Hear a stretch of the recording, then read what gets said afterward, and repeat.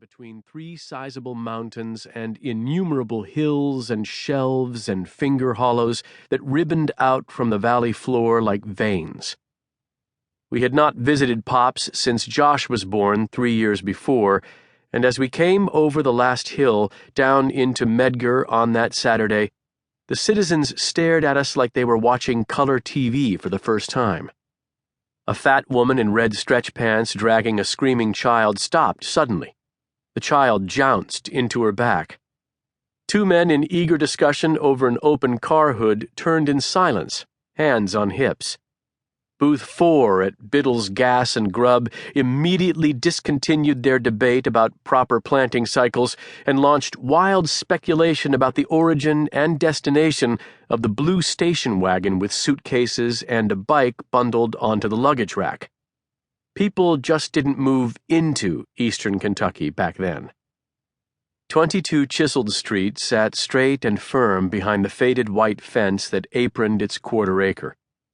The front porch was wide and friendly, with an old swing bench at one end, a green wicker sofa and chairs at the other. The house was a 3-bedroom southern Cape Cod with white pillars on the porch, double dormers jutting out of the roof like eyes. One broken blind closed in a perpetual wink. The yard was trim and perfect. We drew up in the wagon, a thin smile on my mother's face for the first time in months. My father touched her arm gently to tell her she was home. Pops had been vigiling on the wicker sofa, chewing the end of the long, straight pipe he never lit. He slapped both knees, bellowing an abundant laugh as he raced down the porch steps before the car was even at a full stop. He reached in the window to unlock the door, opened it as the engine cut off, and pulled Mom out of the front seat into a bracing hug. "It's good to have you back home, Annie." She nodded blankly and hugged back. I exited the car with my backpack of essentials. "Kevin, I think you've grown 6 inches in 2 months," he said, fingering a line from the top of his head to my chin. He bear-hugged me, then gave my shoulder a squeeze. The strength in his grip left me flushed. He spun to Audie Ray, his housekeeper of 37 years, who had come out to the porch. "It's about time we had some life in this old house. The conversation has been wearing thin lately." He turned back to me and winked. She dismissed him with a wave, swept down the steps, and over to the car.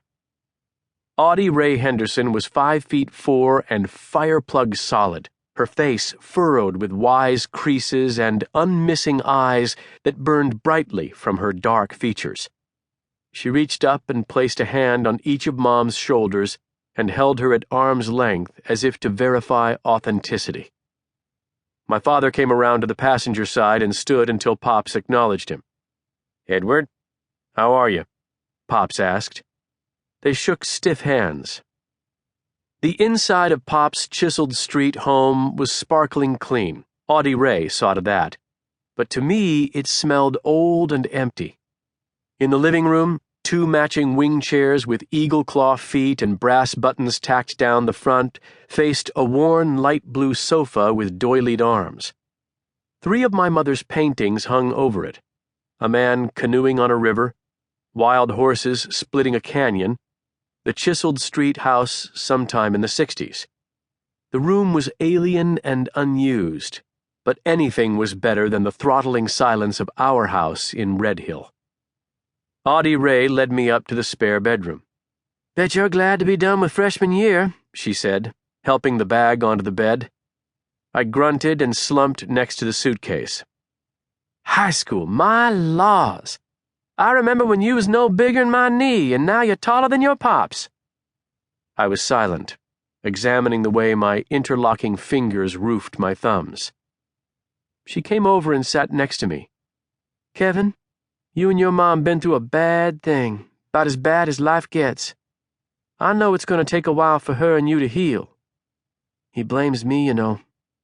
Says it was all my fault." She let out a long, slow breath. A tear dropped down and splashed my hand.